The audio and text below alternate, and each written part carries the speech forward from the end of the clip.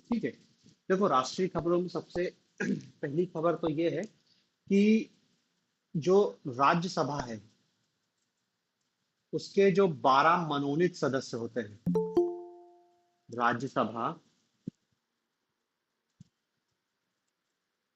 के 12 मनोनीत सदस्य, राज्यसभा के जो 12 मनोनीत सदस्य होते हैं, उसकी बात यह है कि इस समय 12 की 12 नॉमिनेट हो चुके हैं। सारी सीट फुल हो चुकी है अभी तक। 10 11, कभी 7 8, आज की स्थिति में यह है कि पूरे 12। तो अब ये 12 लोग आपको पता होना चाहिए कि कौन कौन से हैं। संवैधानिक प्रावधान है इसमें, साहित्य, कला, समाज सेवा विशेष के 12 व्यक्तियों को सरकार राज्यसभा में नॉमिनेट करेगी। ठीक है। अब देखो, 12 का नाम और वो किस क्षेत्र से संबंधित है इतना पता है। उनका ड्यूरेशन कोई काम का नहीं है अपना, बस ये है कि ये राज्यसभा से नॉमिनेटेड है, तो उसका संबंध किस क्षेत्र से है, कला से है, साहित्य से है, खेल से है, क्या है। तो देखो, पहला व्यक्ति है इसमें, पहला दूसरा कुछ नहीं, 12 नाम आपको याद रखना है। महेश जेठमलानी।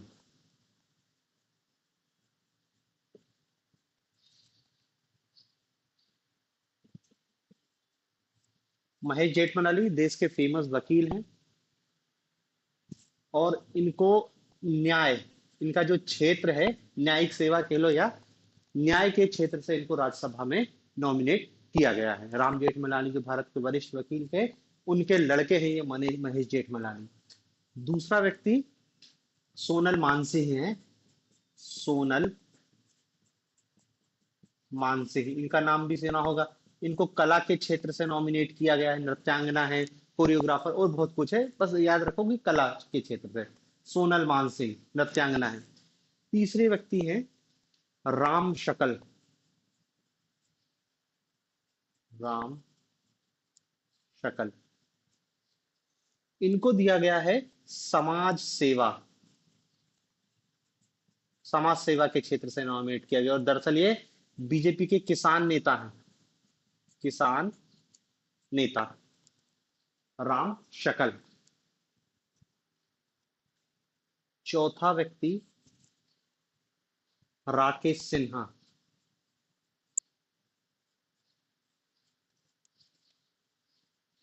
राकेश सिन्हा, इनको साहित्य की कैटेगरी में राज्यसभा भेजा गया है। साहित्य, प्रोफेसर हैं, आरएसएस के नेता हैं, बीजेपी के नेता हैं राकेश सिन्हा। पांचवा व्यक्ति गुलाम अली खटाना। गुलाम अली खटाना, गुलाम अली खटाना, इनको भी समाज सेवा, समाज सेवा। छठवा व्यक्ति है रंजन गोगोई।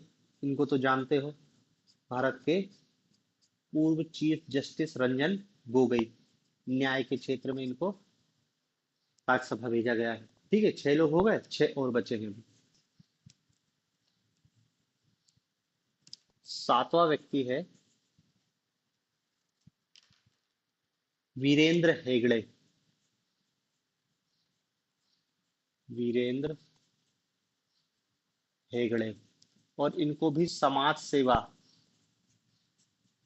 समाज सेवा के आधार पर इनको राज्यसभा में भेजा गया है। दरअसल देखो, ये वीरेंद्र हेगड़े कर्नाटक से रिलेटेड हैं, और कर्नाटक में, कर्नाटक के दक्षिणी कन्नड़ जिले में एक धर्म स्थान है जिसका नाम है मंजुनाथ स्वामी मंदिर। मंजुनाथ स्वामी मंदिर, ये इस मंदिर के, इनके पिताजी का नाम है धर्माधिकार, हाँ, धर्माधिकार रत्न वर्मा हेगड़े। ये इनके पिताजी हैं, और ये कर्नाटक के, ये धर्म स्थल है, इसके पैतृक पुजारी, ट्रस्टी टाइप के हैं। तो बस ये समझ जाना कि इनको समाज सेवा के नाम से दिया गया है, लेकिन ये इस धर्म स्थल से जुड़े हुए, इनके पिताजी इनके पैतृक ट्रस्टी, पिताजी के बाद ये बनेंगे ट्रस्टी क्योंकि वो पैतृक ट्रस्टी है। फिर आठवां पीटी उषा, इसको भी जानते हो, पीटी उषा, खेल के क्षेत्र में। इलैया राजा, इनका भी नाम सुना होगा। इलैया, इलई राजा, कला, म्यूजिक डायरेक्टर है फेमस।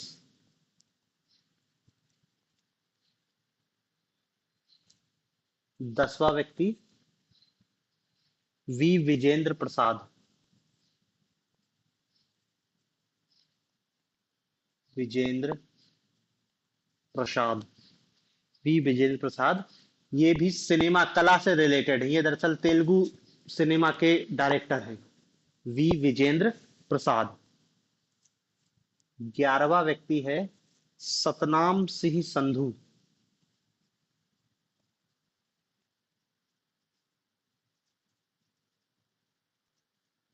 सतनाम सिंह संधू, ये चंडीगढ़ यूनिवर्सिटी के पहले वाइस चांसलर चांसलर थे और वहां से इनको राज्यसभा भेजा गया। मतलब ये भी आप कह सकते हो साहित्य। और 12वां है सुधा मूर्ति। सुधा मूर्ति, सुधा मूर्ति को तो आप अच्छे से जानते हो, समाज सेवा के क्षेत्र में या समाज सेवा के आधार पर इनको राज्यसभा भेजा गया। सुधा मूर्ति इन्फोसिस के फाउंडर नारायण मूर्ति की पत्नी है। इन्फोसिस आईटी कंपनी है, उसके जो संस्थापक है नारायण मूर्ति, उनकी पत्नी है सुधा मूर्ति। इनका ही दामाद ब्रिटेन का प्रधानमंत्री ऋषि सुनक है। ठीक है, तो ये 12 लोग हैं जिनको राज्यसभा में भेजा गया है। अब चूंकि 12 की 12 सीट फुल है, इसलिए आपको 12 लोगों का नाम याद होना चाहिए। ठीक है, तो ये 12 लोग और वो किस क्षेत्र से संबंधित है, इतनी बात आपको पता होनी चाहिए।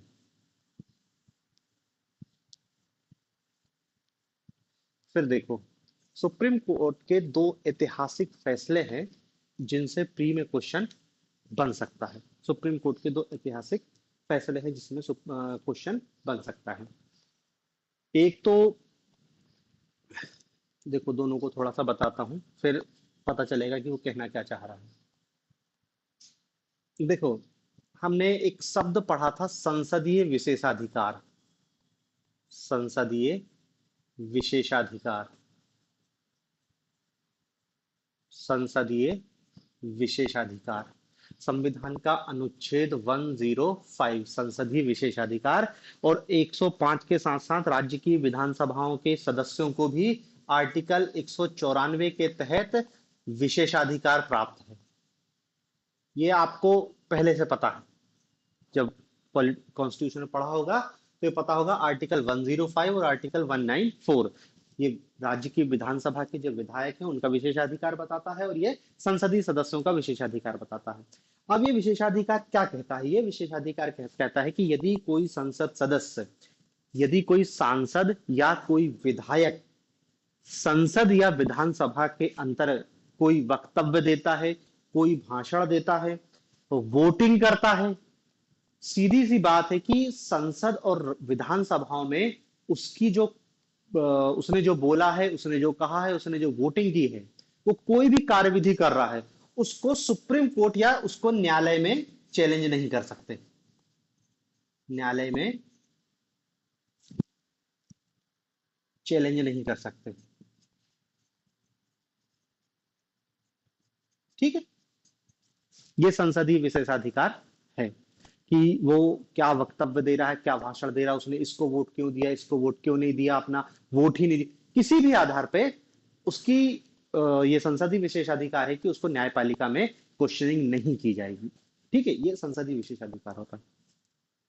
अब देखो, मामला बहुत पुराना था, 1998 का मामला था कि झारखंड मुक्ति मोर्चा नामक एक पार्टी, उसके सांसद ने क्या कहते, संसद में वोट दिया और बाद में पता चला कि उसने पैसे लेके वोट दिया। मतलब सीधे सीधे क्या है, रिश्वतखोरी की बात थी कि एक सांसद रिश्वत लेके क्या है संसद के अंदर वोट दे रहा। मामला सुप्रीम कोर्ट पहुंचता है और सुप्रीम कोर्ट की 5 जजों की संवैधानिक पीठ बैठती है और संवैधानिक पीठ ने कहा कि यह संसदीय विशेषाधिकार है, इसमें हम कुछ नहीं कर सकते। वो संसद के अंदर क्या कर रहा है, इसमें न्यायपालिका हस्तक्षेप नहीं कर सकती। ये 1998 का मामला था, बहुत पुराना मामला था। ठीक है, अब इतनी कहानी क्यों बताई? क्योंकि इस जजमेंट को सुप्रीम कोर्ट ने पलट दिया है। 25 वर्ष बाद न्यायपालिका ने अपने ही निर्णय को पलट दिया, और पलट के क्या बोला गया है कि नहीं, ऐसा नहीं हो सकता। और देखो अब उनने जो बोला है वो हमारे काम का है। मतलब देखो करंट की न्यूज तो यही है, लेकिन थोड़ा सा पृष्ठभूमि बताना पड़ा, तब तुम्हारे दिमाग में समझ आएगी कि हुआ क्या था। देखो सुप्रीम कोर्ट ने क्या कहा कि भाई बात ठीक है 105, उनने और डिटेल में कहा कि 105 सब क्लॉज 2, ये विशेष रूप से संसदीय विशेषाधिकार की बात कर रहा है। और आर्टिकल 194 का सब क्लॉज 2, ये संसदीय विशेषाधिकार है और राज्य विधानसभाओं के विशेषाधिकार हैं। लेकिन इन विशेषाधिकारों के अंतर्गत रिश्वत लेने उनका विशेषाधिकार नहीं है। भाई वो पूरे विशेषाधिकार हैं, कोई क्या बोल रहा है क्या नहीं बोल रहा है, वो किसको वोट दे रहा है किसको नहीं वोट दे रहा है, इसमें न्यायालय कोई हस्तक्षेप नहीं करेगी। लेकिन वो कह रहा है कि जब कोई सांसद या विधायक रिश्वत लेता है या रिश्वत लेने के लिए तैयार हो जाता है, तो वो वोट दे नहीं दे इससे हमें कोई फर्क नहीं है, हम उसकी बात नहीं कर रहे। इनने रिश्वत लिया है मतलब ये अब इसके संसदीय विशेषाधिकार के बाहर की बात है। और ये फैसला 7 जजों की संवैधानिक पीठ ने दिया है। आप जानते हो कि यदि कोई निर्णय को पलटना होता है तो पिछले जो पीठ थी उससे ज्यादा जज, पिछले 5 जजों की संवैधानिक पीठ ने दिया था, इस बार 7 जजों से, और सातों ने सातों देखो सर्वसहमति से दिया है कि ये गलत है। पिछले बार जो निर्णय दिया था वो 3 से आया था, लेकिन इस बार का जो मामला आया है वो सातों की सातों जजों ने सर्वसम्मति से दिया है कि संसदीय विशेषाधिकार के अंतर्गत रिश्वत लेना कभी भी विशेषाधिकार नहीं हो सकता। ठीक है, तो इस 7 जजों की पीठ थी, इसने निर्णय दिया है और ये फैसला आया था 4 मार्च 2024 को, 4 मार्च 2024। ठीक है ना, आर्टिकल 105 194 के अंतर्गत ये निर्णय दिया गया। तो ऐसा नहीं है कि इनने संसदीय विशेषाधिकार को खत्म किया है उसको, नहीं, वो सब एज इट इज है। बस ये क्या बोला कि भाई रिश्वत लेना उसका अंतर्गत कभी शामिल नहीं हो सकता। ठीक है, एक ये निर्णय था। एक और निर्णय आया सुप्रीम कोर्ट का, उसको और देखते हैं, वो भी बहुत महत्वपूर्ण है, क्वेश्चन पूछे जाने की संभावना सर्वाधिक है।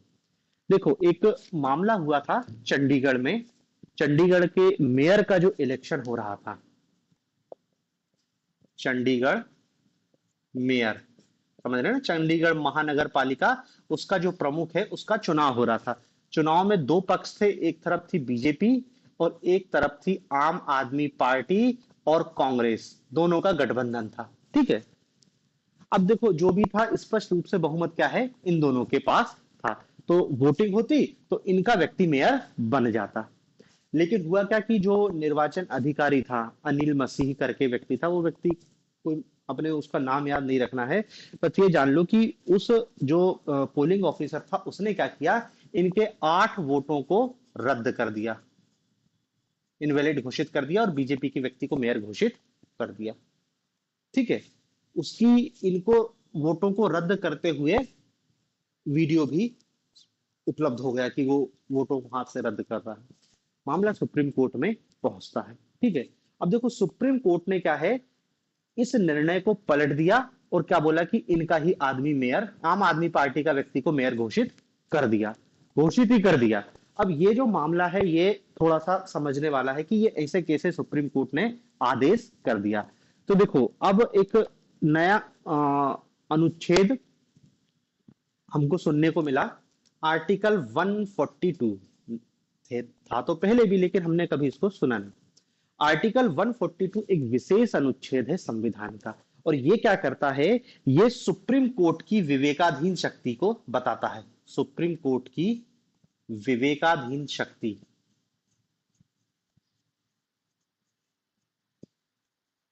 देखो वो पूछेगा ना तो आर्टिकल 142 ही पूछेगा कि आर्टिकल 142 क्या है। आदमी 143 पढ़ते रहते हैं, लेकिन यहाँ पे वो 142 के आधार पर निर्णय दिया। आर्टिकल 142 क्या है, सुप्रीम कोर्ट को एक विवेकाधीन शक्ति प्रदान करता है, और विवेकाधीन शक्ति के आधार पर सुप्रीम कोर्ट को यह अधिकार है कि वो ऐसा कोई भी आदेश या डिक्री पारित कर सकता है।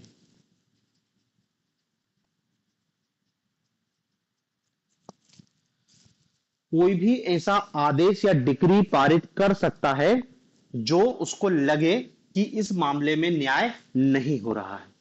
ठीक है, ऐसा कोई भी आदेश या डिग्री पारित कर सकता है जिसमें उसको लगे कि यदि व्यक्ति को न्याय नहीं मिल रहा है या व्यक्ति लंबे समय से परेशान है। ठीक है। तो इस आर्टिकल 142 में एक बात निकल के आती है जिसको कहते हैं कंप्लीट जस्टिस, पूर्ण न्याय।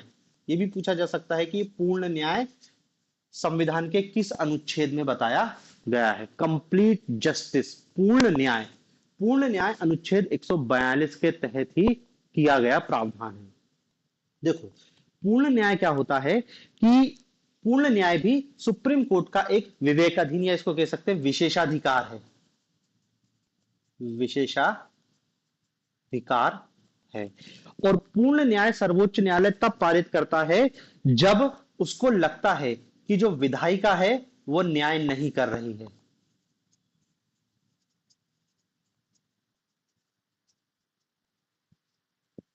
ये एक प्रकार से विधायी मामलों में या विधि के मामलों में या विधायी के मामलों में न्यायिक हस्तक्षेप है, न्यायिक हस्तक्षेप है।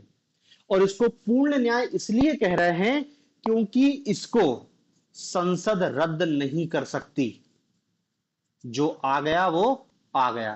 तो देखो सामान्यतः कानून बनाना संसद का काम है, लेकिन आर्टिकल 142 का उपयोग करके सुप्रीम कोर्ट कोई भी आदेश जारी कर सकती है और वो आदेश को संसद, ऐसा नहीं है कि उस आदेश के खिलाफ नया कानून बना, नहीं, ये पूर्ण जस्टिस के सिद्धांत का उपयोग करके सुप्रीम कोर्ट ने 142 के तहत ये आदेश दिया कि तुमको ऐसा करना है। और ये पूरे भारत के जहां तक संसदीय कानून का जो अधिकार क्षेत्र है, जहां जहां वो लागू होगा वहां वहां ये इस टाइप का निर्णय का प्रभाव भी उतने ही क्षेत्र में लागू होगा। ठीक है। तो देखो ये आर्टिकल 142 पूर्ण न्याय। पूर्ण न्याय क्यों कह रहे हैं? क्योंकि संसद या विधायिका इसे रद्द नहीं कर सकती। आर्टिकल 142 का प्रयोग करके सुप्रीम कोर्ट संसद के किसी भी कानून को भी रद्द कर सकती है। उसका पूरा अधिकार है, उसको यदि लग रहा है कि ये व्यक्ति के न्याय पाने में बाधा करेगा। तो ये ऐसा पहली बार नहीं है कि आर्टिकल 142 का प्रयोग किया गया था। इसके पहले भी जो 2019 में अयोध्या का मामला हुआ था उसमें भी इसी का प्रयोग किया गया। अयोध्या मामला, उसमें भी सीधे सीधे सुप्रीम कोर्ट ने आदेश दिया था कि राम मंदिर उधर बनाओ और उधर राम मंदिर बन गया। उसमें फिर कोई ना तो न्यायपालिका फिर कुछ कर सकती, ना विधायक, कोई कुछ नहीं कर सकता। तो देखो 2019 के अयोध्या मामले में भी ये इसी का प्रयोग किया गया था और भी अलग अलग मौकों पर इसका प्रयोग किया गया है। तो ये याद रखना आर्टिकल 142, और ये क्या है, पूर्ण न्याय की बात करता है। और पूर्ण न्याय इसलिए कह रहे हैं क्योंकि इसके आदेश के तहत विधायिका इसे रद्द नहीं कर सकती। याद रखना पूर्ण न्याय क्यों कह रहे हैं, क्योंकि इस आदेश को विधायिका रद्द नहीं कर सकती। आदेश आ गया, अब उसका पालन ही होगा। रिव्यू पिटीशन कुछ नहीं, सुप्रीम कोर्ट का ही आदेश है, विधायिका को सीमित करता है ये आर्टिकल 142। अब देखो जब आर्टिकल 142 पढ़ते हैं तो एक दो आर्टिकल और हैं जो इसी टाइप के सुप्रीम कोर्ट के विशेषाधिकारों की बात करते हैं। जैसे एक हम जानते हैं आर्टिकल 32 जो है संवैधानिक उपचारों का अधिकार। संवैधानिक उपचारों का अधिकार, आप जानते हो 5 टाइप की रिट जारी कर सकता है सुप्रीम कोर्ट मूल अधिकारों के उल्लंघन में, और उसमें भी कुछ नहीं, आदेश आता है, जैसे परमादेश जारी कर दिया तो फिर कोई कुछ नहीं कर सकता भाई, उस आदेश का पालन होगा। तो एक आर्टिकल 32 है। एक आर्टिकल होता है आर्टिकल 141। आर्टिकल 141, 141 भी आदेश ही है सुप्रीम कोर्ट का, लेकिन 141 किसके लिए है? 141 है भारतीय न्यायालयों। ये आदेश देता है कि भारतीय न्यायालय सुप्रीम कोर्ट के सभी आदेशों का पालन करेंगे। सुप्रीम कोर्ट के सभी निर्णयों या सभी आदेशों का पालन करेंगे। तो मतलब देखो आर्टिकल 141 भी वही बात कर रहा है, लेकिन वो किसके लिए कर रहा है? लोअर कोर्ट के लिए। हाई कोर्ट है, जिला अदालत है और उसके निचले की अदालत है। ये 141 शक्ति है जिसके तहत ये संवैधानिक प्रावधान है कि उनको सुप्रीम कोर्ट के आदेशों का पालन करना ही होगा। एक और ऐसे विवेकाधीन शक्ति या विशेषाधिकार कह सकते हैं आर्टिकल 136। आर्टिकल 136 क्या है? ये भी सुप्रीम कोर्ट की एक विवेकाधीन शक्ति है और इसके तहत विशेष अनुमति याचिका दायर होती है? विशेष अनुमति याचिका। विशेष अनुमति याचिका के तहत क्या है, सुप्रीम कोर्ट किसी भी मामले में डायरेक्ट हस्तक्षेप कर सकता है, भले वो मामला निचली अदालत में चल रहा हो या कहीं और चल रहा हो। स्पेशल लीव पिटीशन के तहत सुप्रीम कोर्ट उस मामले की सुनवाई अपने पास कर सकता है।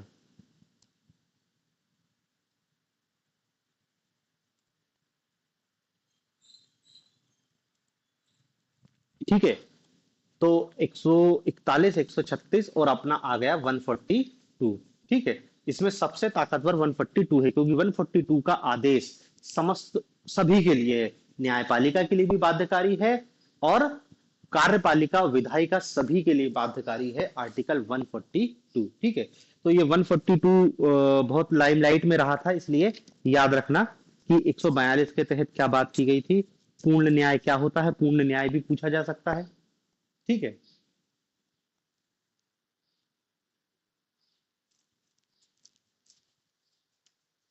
फिर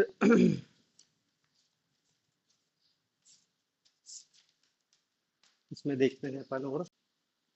ठीक है, तो ये आर्टिकल 136, 140 और 141। ठीक है, अगली न्यूज देखते हैं।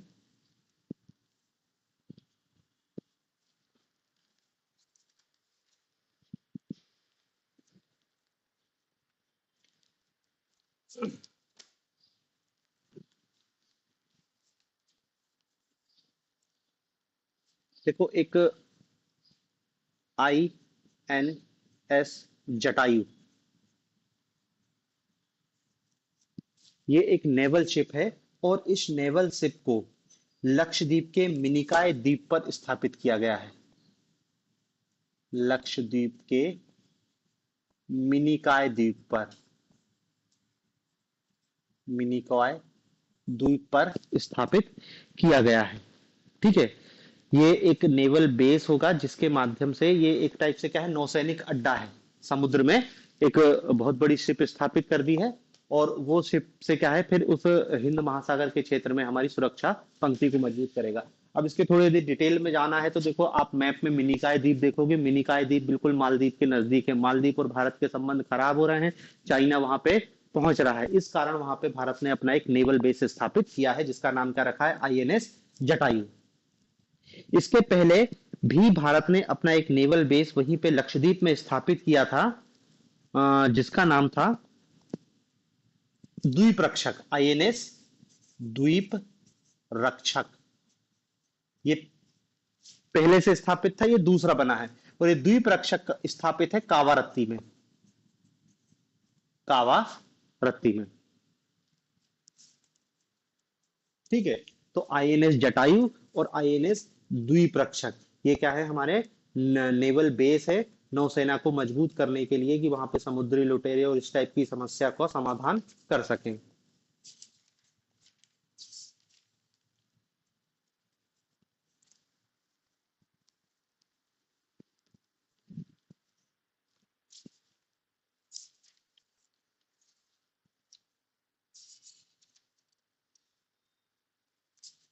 ठीक है, फिर देखो 2022 में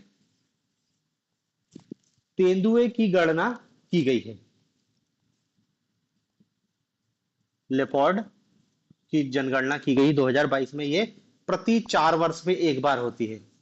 प्रति 4 वर्ष में, मतलब ये 2000 की है रिपोर्ट, उसकी अभी आई 29 फरवरी 2024 को जारी की गई है।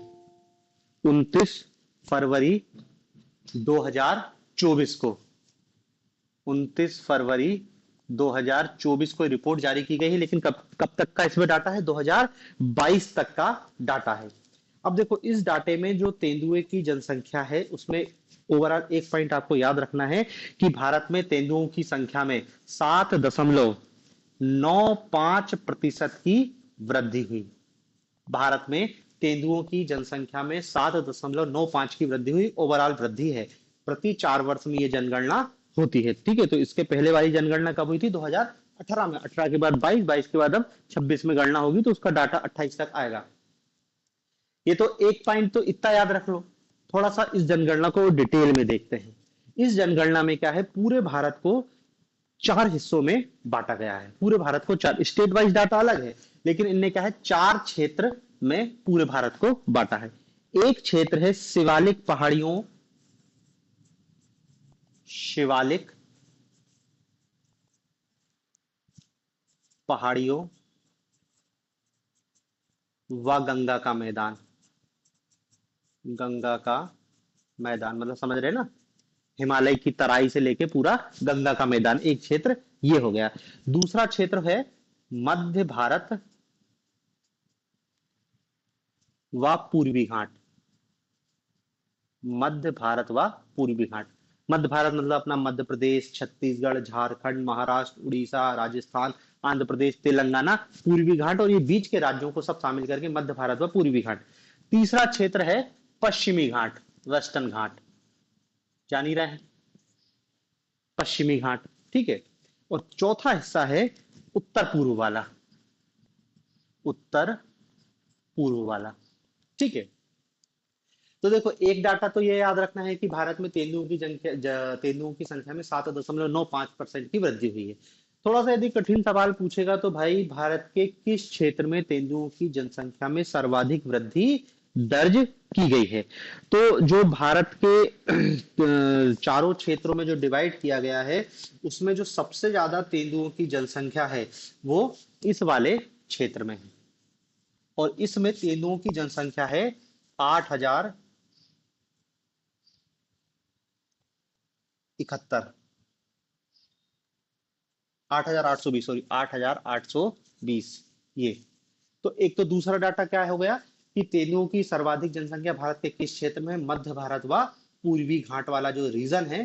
तो आप रीजन समझ रहे हो ना, मध्य भारत, मध्य प्रदेश, छत्तीसगढ़ और ये आपका पूर्वी घाट जो वाला है, आंध्र प्रदेश, उड़ीसा, ये सब मिला के इस क्षेत्र में तेंदुओं की जनसंख्या सर्वाधिक है 8,820। बाकी जगह की जनसंख्या याद रखने की जरूरत नहीं है, सबसे ज्यादा आप याद रख लो। फिर दूसरा इसमें जो महत्वपूर्ण बिंदु है कि भारत में तेंदुओं की जनसंख्या में 7.95% की वृद्धि हुई है, लेकिन ये वाला जो क्षेत्र है, इस क्षेत्र में तेंदुओं की जनसंख्या में -12.5% की कमी देखने को मिली। मतलब बाकी सब जगह तेंदुओं की जनसंख्या बढ़ी है, केवल ये क्षेत्र में तेंदुओं की जनसंख्या कम हो गई। चाहो तो डेटा भी लिख सकते हो कि 2018 में यहाँ पे 1253 तेंदुओं की जनसंख्या थी, जो अब घटकर कितनी हो गई, 1109। कितने परसेंट, 12.5% की कमी। ओवरऑल पूरे भारत में देखो उछाल है, लेकिन इस क्षेत्र में कमी है, इसलिए ये क्षेत्र भी याद रखना। तो देखो, सर्वाधिक यहाँ हो गई और यहाँ पर कमी हो गई। तो एक तो ये डाटा है। फिर थोड़ा सा स्टेट वाइज डाटा देखते हैं कि 2022 की जनगणना में सर्वाधिक तेंदुए मध्य प्रदेश में है, मध्य प्रदेश में। और मध्य प्रदेश में तेंदुओं की जनसंख्या है 3,907। 2000 पुरानी जनगणना में 3421 थी। ये पुराना है, ये नया नया डाटा याद रखना। 3907 तेंदुए हैं मध्य प्रदेश में, जो देश में सर्वाधिक है। पहले नंबर पर मध्य प्रदेश है, दूसरे नंबर पर दूसरे नंबर पर है महाराष्ट्र, 1985 महाराष्ट्र। बस संख्या छोड़ो, पहले पे मध्य प्रदेश है, दूसरे पर महाराष्ट्र है, तीसरे पर कर्नाटक है और चौथे पे तमिलनाडु है। बस तीन याद रख लो, कर्नाटक टॉप 3 है, मध्य प्रदेश, महाराष्ट्र और कर्नाटक, ठीक है। और इस में यदि आप देखो कि किन राज्यों में तेंदुओं की जनसंख्या में गिरावट दर्ज हुई, तो देखो, एक तो ये राज्य जो आपको सीधे सीधे दिखाई दे रहे हैं कि उत्तर प्रदेश, बिहार, उत्तराखंड, यहां पे राज्य हैं। लेकिन क्या है, कुछ इधर के भी राज्य हैं जो आपको कंफ्यूज कर सकते हैं कि इनमें तेंदुओं की जनसंख्या में गिरावट दर्ज की गई है। तो देखो, इधर के जो राज्य हैं वो तो ठीक है, बिहार, उत्तराखंड वगैरह। इसके अतिरिक्त इसके अंतर्गत छत्तीसगढ़ भी है, जहां पे तेंदुओं की जनसंख्या में गिरावट आई है। तेलंगाना है, जहां पे गिरावट आई है। उड़ीसा में भी गिरावट है, केरल में भी गिरावट है, और गोवा में भी गिरावट है।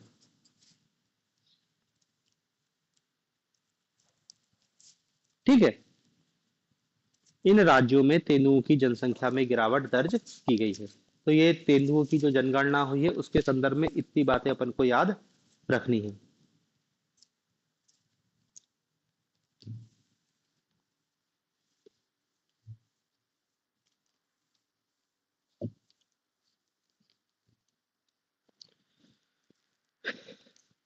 फिर देखो, भारत में पहली मेट्रो रेल चली थी।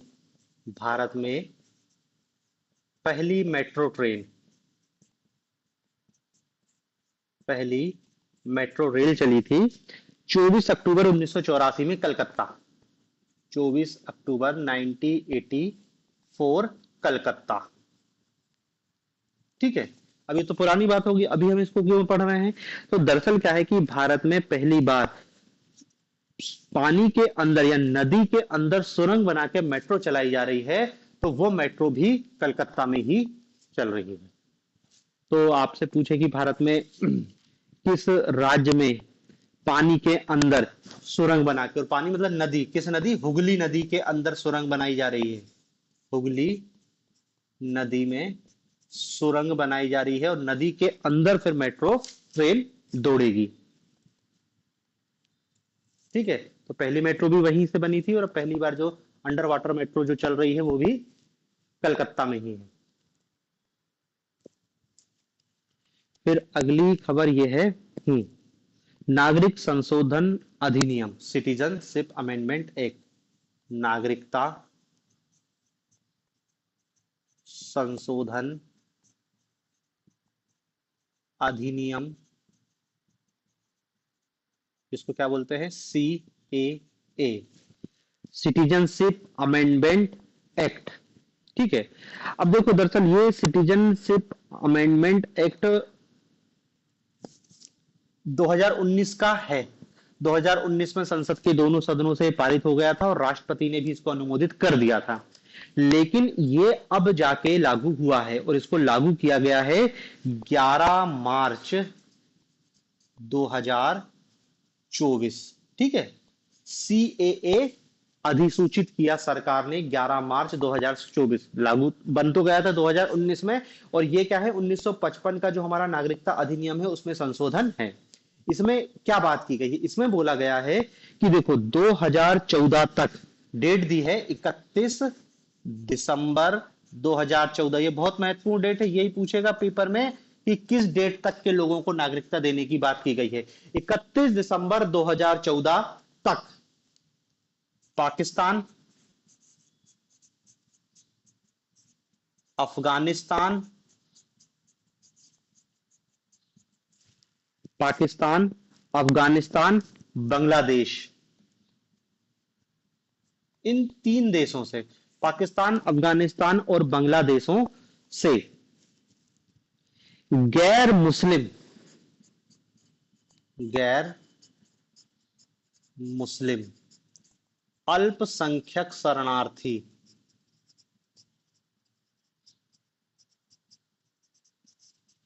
गैर मुस्लिम अल्पसंख्यक शरणार्थियों को भारत की नागरिकता प्रदान की जाएगी। ये इस अधिनियम में उल्लेखित है कि 31 दिसंबर 2014 के पहले जो लोग पाकिस्तान, अफगानिस्तान, बांग्लादेश से भारत में आ गए हैं, और वो कैसे हैं? मुसलमान नहीं होना चाहिए। यदि मुसलमान होंगे तो उनको नागरिकता नहीं मिलेगी। गैर मुस्लिमों को, अब गैर मुस्लिम में कौन बसते हैं भाई? हिंदू हैं, सिख हैं, बौद्ध और जैन, यही लोग हैं।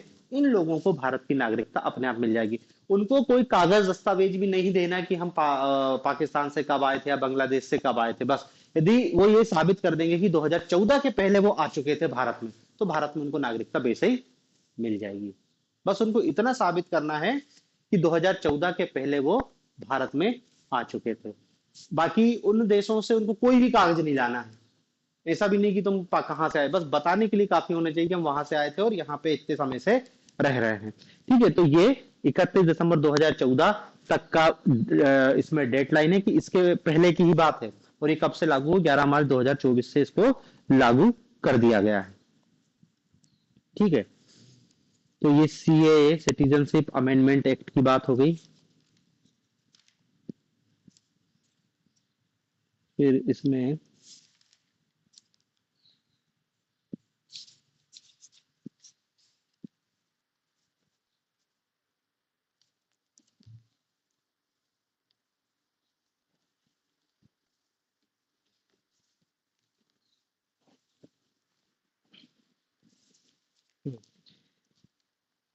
एक ऑपरेशन चलाया था भारतीय नौसेना ने, जिसका नाम है ऑपरेशन संकल्प। ऑपरेशन संकल्प। ऑपरेशन संकल्प क्या है? ये दरअसल भारतीय नौसेना ने समुद्री लुटेरों से जहाज को बचाया था, और उस जहाज का नाम था MV Rouen. M V Rouen, ये जहाज का नाम था, जिसपे माल्टा देश का झंडा था। मतलब माल्टा की कोई कंपनी हो गई या माल्टा सरकार का जो भी होगा, माल्टा का झंडा लगा था। और ये भारतीय जो अपनी तटवर्ती एरिया है वहां से गुजर रहा था।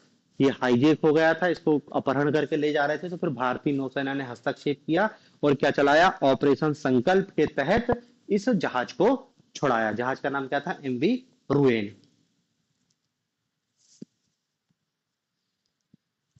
फिर एक भारत सरकार ने समिति बनाई थी, काहे के लिए? वन नेशन वन इलेक्शन के लिए। एक राष्ट्र एक चुनाव, इसके लिए समिति बनाई गई थी। और समिति के अध्यक्ष कौन थे? भारत के पूर्व राष्ट्रपति कोविंद।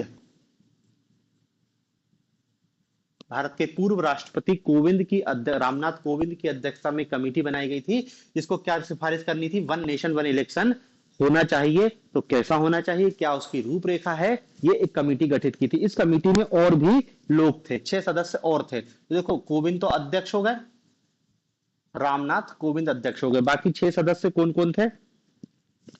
एक अमित शाह है, अमित शाह। दूसरा व्यक्ति है गुलाम नबी आजाद। गुलाम नबी आजाद। गुलाम नबी आजाद। तीसरे व्यक्ति हैं सुभाष कश्यप। सुभाष कश्यप। चौथे व्यक्ति हैं हरीश साल्वे। हरीश साल्वे। और एक और हैं संजय कोठारी।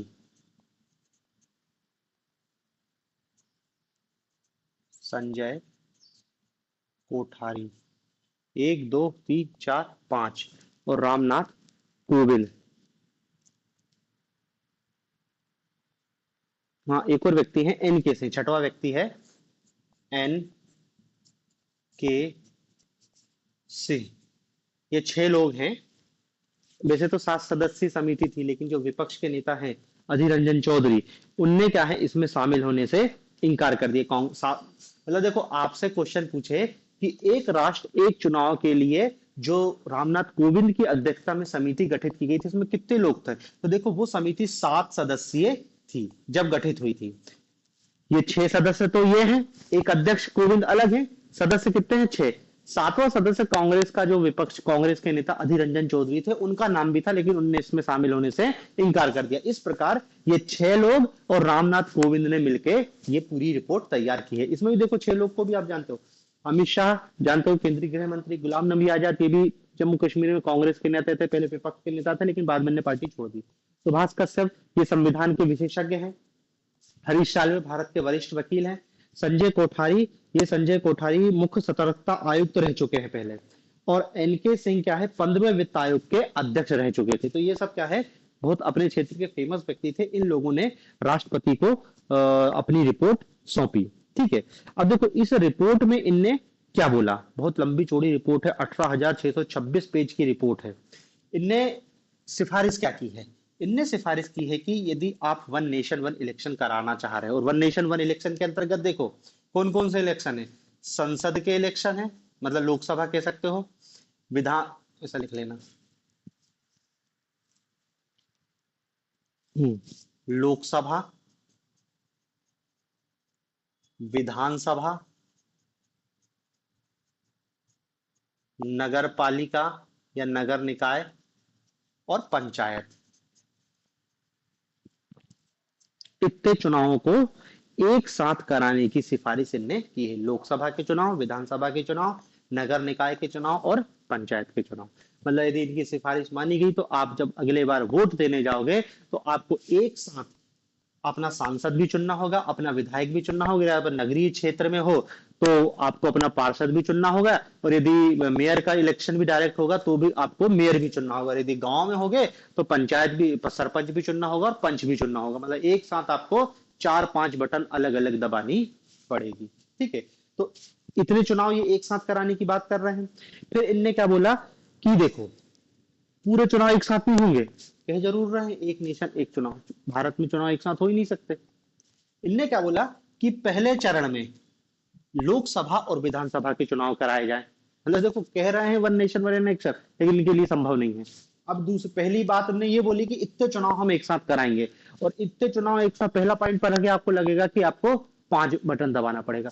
लेकिन जैसे ही दूसरा पॉइंट आता है वो क्या कह देते हैं कि देखो, इसको हम चरण में कराएंगे। चरण में क्या बोला कि पहले चरण में हम क्या करेंगे, लोकसभा और विधानसभाओं के चुनाव एक साथ कराने होंगे। पहला चरण लोकसभा और विधानसभा, जब ये हो जाएंगे, जैसे अभी लोकसभा का इलेक्शन चल रहा है, 5 या 6 चरण में चुनाव हो रहे हैं। लोकसभा का चुनाव हो रहा है, वो भी कितने, लगभग 6 चरणों में चुनाव हो रहे हैं। तो ये समझ लो कि ये 2-3 महीने तो, 3-4 महीने तो ये चुनाव चलेंगे। जब ये चुनाव पूरे हो जाएंगे, उसके 100 दिन बाद, कितने, 100 दिन के भीतर हमको नगर निकाय और पंचायत के चुनाव कराने होंगे। मतलब आप ये समझ लो कि इस समिति की सिफारिश को माने तो यदि वन नेशन वन इलेक्शन चला तो भारत में कम से कम 1 साल तो चुनाव होंगे ही होंगे। क्योंकि अभी आप देख रहे हो लोकसभा का चुनाव 6 चरण में हो रहा है, यदि उसमें विधानसभा का चुनाव अभी हो जाएगा तो वो चरण और बढ़ जाएंगे, 10-12 चरण में चुनाव होंगे। तो 3-4 महीने तो चुनाव चलेंगे कम से कम लोकसभा विधानसभा के। फिर उसका काउंटिंग होगी, रिजल्ट आएगा, वो सब प्रक्रिया होगी। फिर उसके 100 दिन के अंदर, मतलब 3 महीने 3.5 महीने के अंदर फिर नगर पालिका और पंचायत के चुनाव होंगे।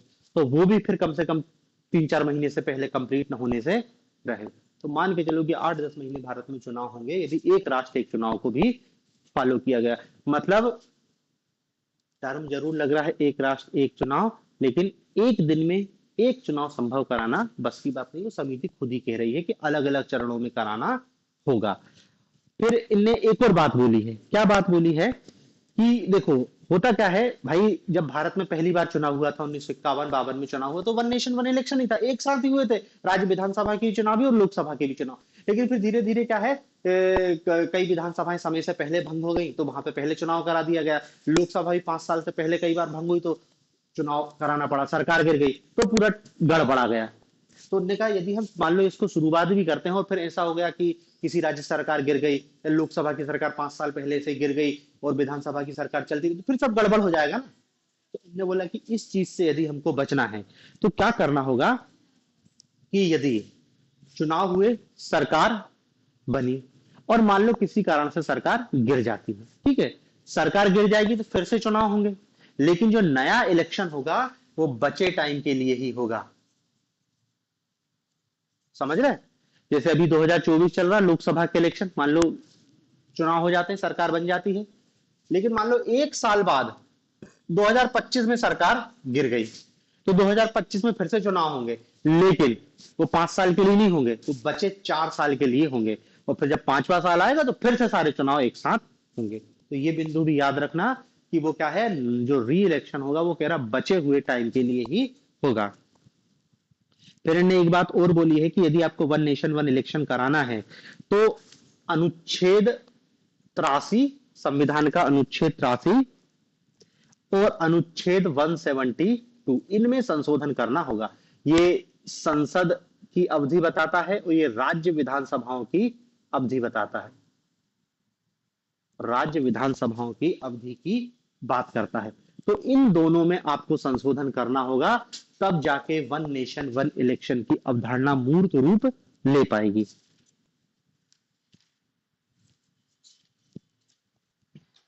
ठीक है। तो ये वन नेशन वन इलेक्शन, कितने लोग थे, क्या था, ये सारी चीजों को अपन ने देख लिया।